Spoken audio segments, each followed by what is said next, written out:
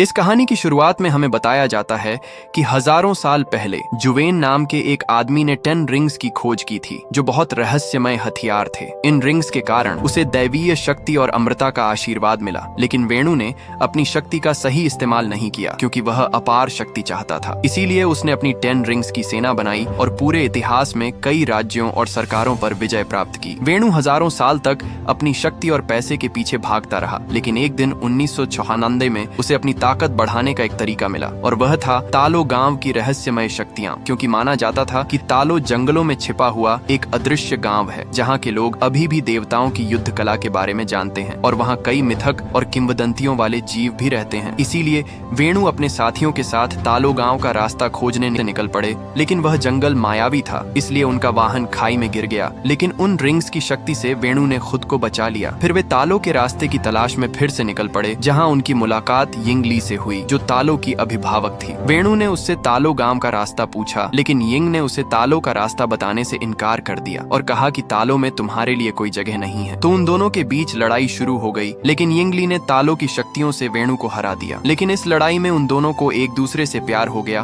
और उनके 2 बच्चे हुए, शांग-ची और शालिंग। वेणु को अब अपना परिवार मिल गया था, इसीलिए उसने सभी बुरे कर्म छोड़ दिए और उन रिंग्स को भी एक बक्से में बंद कर दिया। अब वे खुशी खुशी रहने लगे। शांग अपनी माँ से पूछता है कि डेड की रिंग्स इतनी शक्तिशाली थीं, तो तुमने उन्हें कैसे हराया? यिंग उसे बताती है कि मैं जहाँ से हूँ वहाँ के सभी लोगों को ग्रैंड प्रोटेक्टर ड्रैगन की जादुई शक्तियों का आशीर्वाद मिला हुआ है, और जो कोई भी हमारे ड्रैगन से आशीर्वाद पाता है वह महान कार्य कर सकता है। वह अपने बेटे को एक लॉकेट देती है और उसे बताती है कि जब भी तुम्हें लगे कि तुम रास्ता भटक गए हो, तो ये तुम्हें घर का रास्ता दिखाएगा, इसलिए इसे हमेशा अपने पास रखना। अभी उनका पूरा परिवार खुश था, लेकिन एक दिन जब वेणु घर पर नहीं था, तो उनके घर पर आयरन गैंग के लोग आते हैं। क्योंकि वेणु ने पहले उन्हें खत्म करने की कोशिश की थी, इसलिए अब वह अपना बदला लेना चाहता है। ये देखकर यिंग शालिंग और शांग को अंदर भेज देती है। फिर यिंग आयरन गैंग का सामना करने के लिए तैयार हो जाती है, लेकिन अब यिंग के पास अपनी शक्ति नहीं थी, क्योंकि उसने वेणु से शादी करने के लिए अपनी सारी शक्तियां त्याग दी थी, इसलिए वह आयरन गैंग का सामना नहीं कर पाई। जब वेणु घर आता है और यिंग की मृत देह देखता है, तो वह अंदर से पूरी तरह टूट जाता है और अब वह उन रिंग्स को पहनकर फिर से बुरे काम शुरू कर देता है। अब वह शांग-ची को मार्शल आर्ट्स की ट्रेनिंग देना भी शुरू कर देता है, और कुछ ही सालों में शांग-ची मार्शल आर्ट्स में माहिर हो जाता है, जबकि 14 साल के शांग को वेणु आयरन गैंग के लीडर को मारने के लिए भेज देते हैं। वे शांग को बताते हैं कि हमें तुम्हारी माँ का हत्यारा मिल गया है,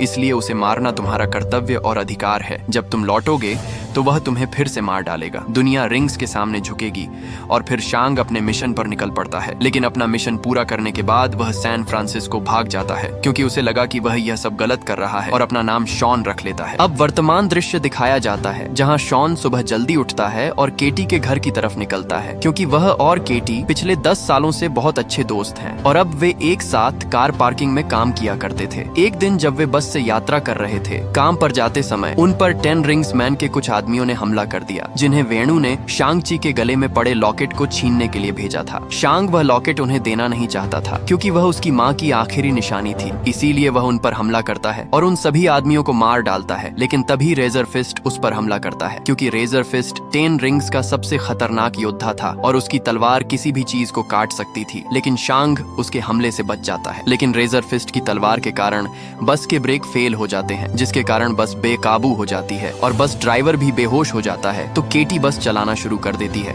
और शांग रेजर फिस्ट से लड़ने लगता है, लेकिन रेजर फिस्ट की तलवार के कारण बस 2 हिस्सों में बढ़ जाती है। यह देखकर शांग सभी लोगों को दूसरी तरफ ले जाता है और वह रेजर फिस्ट को धक्का देकर बस के पिछले हिस्से में फेंक देता है, जिसके कारण वह डिब्बे से अलग होकर दुर्घटनाग्रस्त हो जाता है। लेकिन रेजर फिस्ट शांग-ची से लॉकेट छीनने में कामयाब हो जाता है, और फिर यह दिखाया जाता है कि शांग-ची जब घर लौटता है तो वह मकाऊ जाने की तैयारी शुरू कर देता है, क्योंकि वह जानता था कि उसकी माँ ने उसकी बहन को भी वही लॉकेट दिया था, इसलिए वह उसे लेने के लिए निश्चित रूप से उसके पीछे जाएगा। केटी शांग से पूछती है कि यह सब क्या चल रहा है और तुम कौन हो? शांग उसे बताता है कि जिन गुंडों ने हम पर हमला किया था वे मेरे डैड ने भेजे थे, और अब वे मेरी बहन पर हमला करेंगे, इसीलिए अब मुझे जाना पड़ेगा। क्योंकि यह मेरी बहन का सवाल है। केटी उसे कहती है कि मैं भी तुम्हारे साथ आ रही हूँ। फिर वे दोनों विमान में सवार होते हैं। वे मकाऊ के लिए निकल पड़ते हैं, जहाँ रास्ते में शांग केटी को अपनी पूरी कहानी बताता है, लेकिन उससे झूठ बोलता है कि उसने मिशन पूरा नहीं किया था। वे दोनों मकाऊ पहुंचते हैं, जहां वे एक अवैध फाइट क्लब में जाते हैं,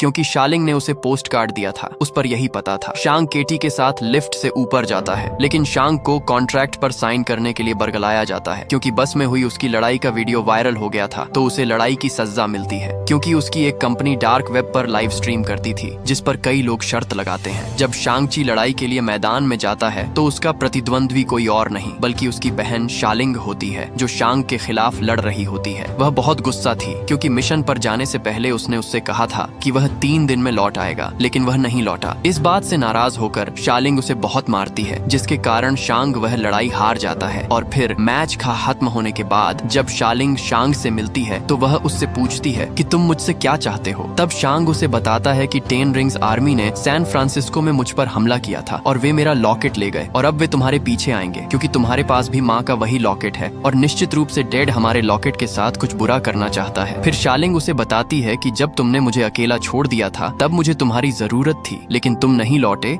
तो मैं समझ गई कि मुझे किसी की कोई जरूरत नहीं है, और मैंने यह जगह खुद बनाई है। इसीलिए न मुझे पहले तुम्हारी जरूरत थी, न अब है। तो शांग उससे कहता है, तो तुमने मुझे वह पोस्ट कार्ड क्यों भेजा? तब शालिंग उसे बताती है कि यह पोस्ट कार्ड मैंने तुम्हें नहीं भेजा था। तो शांग समझ जाता है कि उसके डेड ने उसे फंसाया है। फिर 10 रिंग्स के लोग आते हैं और उन पर हमला करते हैं, लेकिन शालिंग अपने साथियों के साथ वहाँ से निकल जाती है, लेकिन वह शांग और केटी को वहाँ अकेला छोड़ देती है। वह भागने के लिए इमारत का फ्रेम तोड़ता है। वह केटी को भी बाहर आने के लिए कहता है, लेकिन केटी डर जाती है, क्योंकि उसे बांस की छड़ियों पर चलना था। तो शांग उसे बताता है कि एक बार हम नीचे चले गए तो हम यहाँ से भाग सकते हैं। अगर वे ऐसा कर सकते हैं तो केटी भी मान जाती है। फिर वे दोनों एक साथ लिफ्ट में जाने लगते हैं, लेकिन तभी 10 रिंग्स आर्मी के लोग उन्हें देख लेते हैं। फिर शांग केटी से कहता है कि तुम आगे जाओ, मैं उन्हें रोकूंगा। फिर शांग सभी से लड़ने लगता है। जब केटी आगे बढ़ने लगती है, तो एक लड़ाका उस पर हमला करता है और उसे नीचे गिरा देता है, लेकिन तभी शालिंग वहाँ आती है और उसे बचाती है। फिर शालिंग और शांग एक साथ रिंग्स आर्मी से लड़ने लगते हैं। शांग शालिंग से कहता है कि तुमने हमें मरने के लिए छोड़ दिया था। शालिंग उसे बताती है कि अब तुम्हें समझ आ गया होगा कि जब कोई मुसीबत में तुम्हें छोड़ जाता है तो कैसा महसूस होता है। फिर वे दोनों मिलकर उन सभी आदमियों को मार डालते हैं। फिर 10 रिंग्स आर्मी का सबसे खतरनाक आदमी डेथ डीलर वहां आता है। ये देखकर शांग डेड डीलर के पीछे जाता है और उसे भागने से रोकता है। उन दोनों के बीच लड़ाई शुरू हो जाती है, लेकिन शांग सालों के गुस्से से भर जाता है। जब डेड डीलर ने उसे प्रताड़ित किया था, तो वह उसे पकड़ लेता है और मारने लगता है, लेकिन तभी शांग के डेड वहां आते हैं और उसे रोकते हैं। वह शांग से कहते हैं कि मैंने तुम्हें बहुत याद किया। फिर वह उन सभी को ले जाता है और घर जाता है, जहां 10 रिंग्स आर्मी उनका स्वागत करती है। शालिंग केटी को उसके कमरे में ले जाती है, जहां केटी शालिंग से पूछती है कि क्या तुम्हारे डैड हमें भी मार देंगे। तब शालिंग उसे बताती है कि अगर तुम चुप रहोगी तो तुम्हारे डैड भूल जाएंगे कि तुम यहाँ हो, क्योंकि माँ की मौत के बाद वह पूरी तरह से बदल गए हैं। उन्हें लगता था कि मैं उन्हें उनकी माँ की याद दिलाती हूँ, इसीलिए उन्होंने मेरी तरफ देखा भी नहीं। तो मैंने अकेले ही मार्शल आर्ट्स की ट्रेनिंग शुरू कर दी, क्योंकि मुझे लड़कों के साथ ट्रेनिंग लेने की इजाजत नहीं थी, इसीलिए मैंने उन्हें दूर कर दिया। जब से मैंने उसे ट्रेनिंग लेते देखा और उससे बेहतर सब कुछ सीखा। केटी उससे पूछती है कि तुमने घर कब छोड़ा, तो वह उसे बताती है कि 16 साल की उम्र में मैं यहाँ से भाग गई थी, जब मुझे लगा कि मेरा भाई कभी वापस नहीं आएगा। फिर वे सभी एक साथ डिनर करते समय शांग अपने डैड से पूछता है कि आपको मैं कैसे मिला। तब वेणु उन्हें बताता है कि मैं तुम दोनों पर बहुत लंबे समय से नजर रख रहा हूँ, तो अब समय आ गया है कि तुम अपने पिता के सामने खड़े हो जाओ। तो शांग उनसे कहता है कि ऐसा कभी नहीं होगा। तो वेणु उन्हें एक कमरे में ले जाता है, जहाँ वह उन्हें बताता है कि जब तुम दोनों घर से भाग गए तो मैं तुम्हारे बारे में जानना चाहता था। मेरी माँ की याद मुझे और ज्यादा सताने लगी, तो मैंने उसके गांव तालों के बारे में और ज्यादा पढ़ना शुरू कर दिया, जिससे मुझे पता चला कि पहाड़ों में गहराई में एक दरवाजा है, जिसके पीछे तुम्हारी माँ को तालों के लोगों ने कैद कर लिया है। तो शांग और शालिंग उसकी बातों पर विश्वास नहीं करते। वेणु कहता है कि पहले तो मुझे भी विश्वास नहीं हुआ, लेकिन एक दिन जब मैं इस कमरे में अपने काम में व्यस्त बैठा था, तो मैंने तुम्हारी माँ की आवाज सुनी, जैसे वह यहीं मौजूद हो। उसने कहा कि उसे मेरी मदद की जरूरत है। तो शांग जब वह उनसे पूछता है कि उसकी माँ के गांव वाले ऐसा क्यों करेंगे, वेणु उसे बताता है कि जब हमें प्यार हुआ तो तुम्हारी माँ चाहती थी कि हम तालों में एक साथ रहें, तो उसने अपने बड़ों से इजाजत मांगी, लेकिन उन्होंने इनकार कर दिया,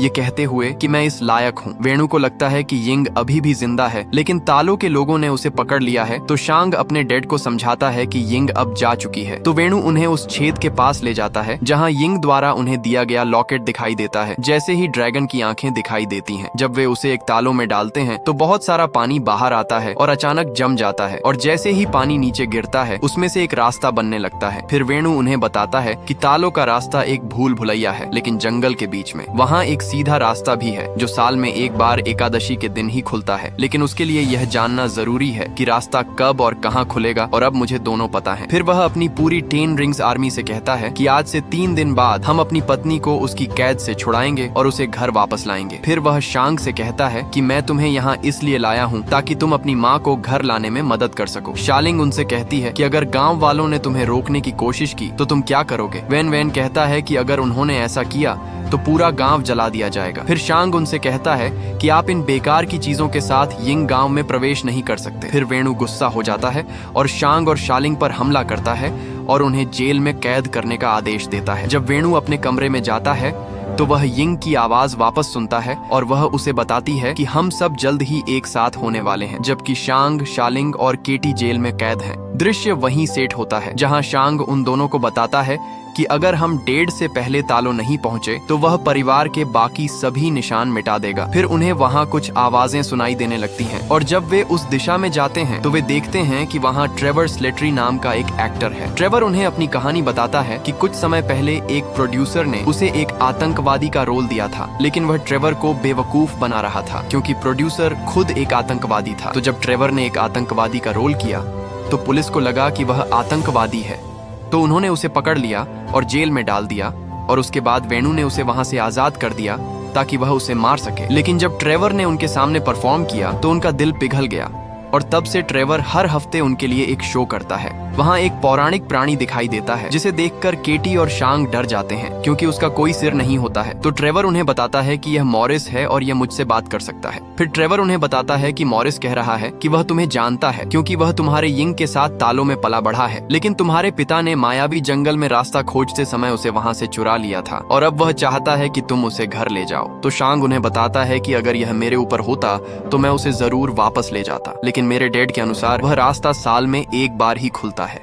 तो ट्रेवर कहता है कि मॉरिस कह रहा है कि वह तुम्हें अभी भी वहां ले जा सकता है और तुम उस बुलबुले को पार कर सकते हो, लेकिन यह बहुत खतरनाक है क्योंकि आज तक कोई भी उसे जिंदा पार नहीं कर पाया है। तो केटी उससे कहती है कि हम यहाँ से कैसे निकलेंगे। तभी शालिंग वहाँ सुरंग खोलती है, उसे बाहर निकलने का रास्ता मिल जाता है और शांग को बताती है कि डैड सभी जटिलताओं के साथ वाहन ले गया है और निकल जाता है। लेकिन गेट को इसके बारे में पता चलता है तो वह उन्हें रोकने के लिए वहाँ आता है। तो वे दूसरे रास्ते से वहाँ से भागने की कोशिश करते हैं, लेकिन उनके पास रास्ता केवल एक उंगली के जोड़ से खुला था। तो जब 10 रिंग्स आर्मी के लोगों ने उन्हें रोकने की कोशिश की तो वे एक एक करके सभी को मारने लगे और एक आदमी की मदद से उन्होंने दरवाजा खोल दिया ताकि वे सुरक्षित बाहर निकल सकें। सुबह तक वे उस जंगल में पहुंच जाते हैं। मॉरिस उन्हें रास्ता बताता है जिससे वे उस मायावी जंगल से बचते हैं और एक झरने के पास पहुंचते हैं, जहां जैसे ही वे झरने के अंदर जाते हैं पानी पूरी तरह से जम जाता है और वे एक सिगरेट मार्ग से सीधे तालो पहुंच जाते हैं, जहां वे देखते हैं कि वहां बहुत सारे पौराणिक जीव हैं। फिर वे तालो गांव पहुंचते हैं जहां शांग सभी को अपना परिचय देता है, लेकिन वे सभी उसकी बात नहीं सुनते हैं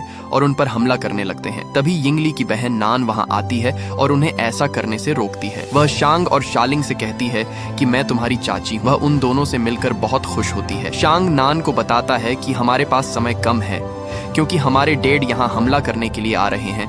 तो नान उन्हें अपने साथ नदी के किनारे ले जाती है, जहां वह उन्हें बताती है कि हम काले दरवाजे के अभिभावक हैं और इस दरवाजे से आने वाली बुराइयों से तुम्हारी दुनिया की रक्षा करते हैं। वापस नान उन्हें बताती है कि हमारे डैड उस दरवाजे को खोलने आ रहे हैं क्योंकि उन्हें लगता है कि माँ वहाँ कैद है। नान उनसे पूछती है कि उन्हें ऐसा क्यों लगता है और शालिंग उन्हें बताती है कि उन्होंने माँ की मदद के लिए पुकारने की आवाज सुनी थी। फिर वह उन्हें तालों के इतिहास के बारे में बताती है कि हमारा गांव तालों के निर्माण का एक छोटा सा हिस्सा है, लेकिन यह निर्माण बहुत विशाल है क्योंकि यहाँ ऐसे शहर हैं जो पूरे ब्रह्मांड से बेहतर हैं। फिर वह उन्हें बताती है कि हजारों साल पहले हमारे लोगों के बीच शांति और समृद्धि थी, लेकिन उस शांति को अंधेरे के यवाना ने तोड़ा क्योंकि वह अपने साथ आत्मा भक्षक की पूरी सेना लाया था। जो कोई भी उसके रास्ते में आता उसकी सेना उसे हरा देती और हर आत्मा के साथ उसकी शक्ति बढ़ जाती, जिसके कारण वह हमारी दुनिया को नष्ट कर देता। फिर वह तुम्हारी दुनिया को नष्ट करने के लिए आगे बढ़ा। फिर तुम्हारी दुनिया को नष्ट होने से बचाने के लिए तालों के हमारे नेताओं ने अपने सबसे बहादुर को भेजा, लेकिन हमारे पूर्वज उन अंधेरी शक्तियों के सामने टिक नहीं पाए।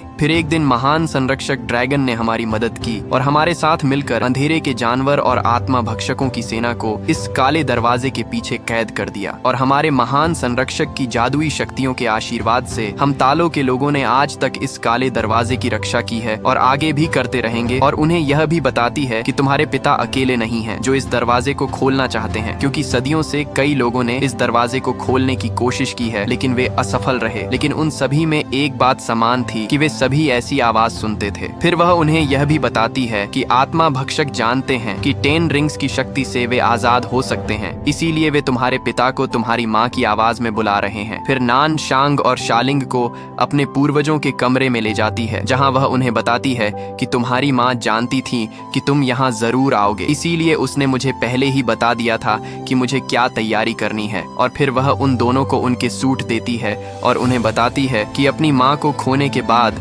हर बच्चा दुनिया में खुद को अकेला पाता है, लेकिन तुम अकेले नहीं हो, तुम हमारे परिवार के बच्चे हो और तुम्हारा यहाँ स्वागत है। फिर वे सभी अभ्यास करना शुरू कर देते हैं, यहाँ तक कि केटी भी। वह तीरंदाजी सीखना शुरू कर देती है, जबकि शांग अपनी चाची के पास जाता है और उनसे पूछता है कि मेरी माँ ने डेड को कैसे हराया था। फिर वह उसे तकनीक सिखाना शुरू कर देती है, जबकि वेणु अपने आदमियों से कहता है कि हम सुबह होते ही तालों के लिए निकलेंगे। जरूरी है, क्योंकि जैसे ही सुबह तालों का दरवाजा खुलेगा, शांग बहुत परेशान होता है। उसे पाश की बातें याद आने लगती हैं, जब आयरन गैंग के लोगों ने उसकी माँ को मार डाला था। ये सब सुनकर शांग बहुत दुखी हो जाता है। तभी केटी वहां आती है। शांग उसे बताता है कि मैंने तुमसे झूठ बोला था कि मैं अपनी माँ के हत्यारों को नहीं मार सका, क्योंकि मुझे लगा कि अगर मैंने अपना नाम और पहचान बदल ली तो शायद मैं भूल जाऊंगा कि क्या हुआ था। लेकिन अगर माँ आज जिंदा होती तो वह मुझसे नफरत करती। जब केटी उसे बताती है कि यह तुम्हारी गलती नहीं है, तुम्हारे डैड ने 7 साल की उम्र में तुम्हें एक हत्यारा बनाना शुरू कर दिया था। फिर शांग उसे बताता है कि डैड माँ की मौत के लिए जिम्मेदार है और अब वह उनके घर को नष्ट करने आ रहा है, तो अब मैं उन्हें खत्म कर दूंगा, क्योंकि यही उन्होंने मुझे सिखाया है। तो शांग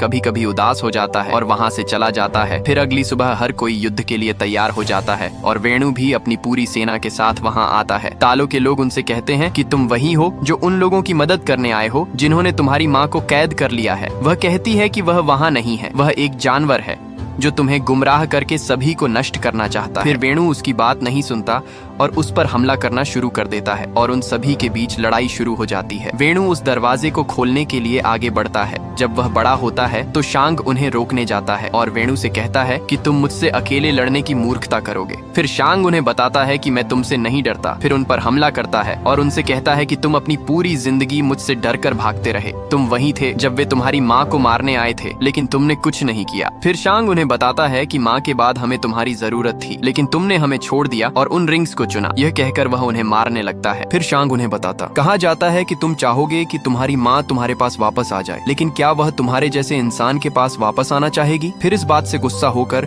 वह वेणु पर सभी रिंग्स से हमला करता है, जिसके कारण शांग पानी में दूर चला जाता है और फिर वेणु उस दरवाजे की तरफ जाता है, क्योंकि उन्हें अभी भी यिंग की मदद के लिए पुकारने की आवाजें सुनाई देती हैं। वे दरवाजे को तोड़ने के लिए रिंग से हमला करना शुरू कर देते हैं, जिससे दरवाजे से आत्मा भक्षक की आत्माएं बाहर आने लगती है। शालिंग सभी को बताती है कि अगर हम एक साथ नहीं लड़े तो हम मर जाएंगे, उन सभी को मार दिया जाएगा, क्योंकि तुम्हारे हथियार उनके सामने बेकार हैं। तो रेजर फिस्ट उनसे कहता है कि हमें तुम्हारी मदद की जरूरत नहीं है, हम 10 रिंग्स हैं। फिर आत्मा भक्षक डेड डीलर की आत्मा निकाल लेता है और उसे मार डालता है। 10 रिंग्स के लोग उसे बचाने की पूरी कोशिश करते हैं, लेकिन उनके हथियारों का उस पर कोई असर नहीं होता है। आत्मा भक्षक रेजर फिस्ट पर भी हमला करते हैं, लेकिन नान उसे अपने हथियार की मदद से बचा लेती है, क्योंकि केवल तालों के हथियार ही उसे मार सकते थे, क्योंकि उनके हथियारों में ड्रैगन की कुंजी होती है। अब रेजर फिस्ट भी समझ जाता है कि वह उनका अकेले सामना नहीं कर सकता, इसीलिए वह उनका साथ देने के लिए तैयार हो जाता है, जबकि आत्मा भक्षक काले दरवाजे के पीछे आत्माओं के साथ जा रहे होते हैं ताकि वे अंधेरे के जानवर की ताकत बढ़ा सकें। नान शालिंग से कहती है कि अगर अंधेरे के जानवर की शक्ति और बढ़ गई तो कोई भी उसे रोक नहीं पाएगा। फिर वे सभी अपने हथियार लेते हैं और उन आत्मा पार्टियों का सामना करने के लिए पानी की तरफ जाने लगते हैं, जबकि शांग उस पानी में डूब रहा होता है। तभी उसे अपने बचपन की बातें याद आने लगती हैं, जब उसकी माँ ने उससे कहा था कि डरो मत, ड्रैगन का आशीर्वाद हमेशा तुम्हारे साथ है और तुम मेरे और तुम्हारे डैड की अच्छाई का एक हिस्सा हो, इसीलिए हमने तुम्हें जो कुछ भी दिया है उसे दिल से अपनाओ।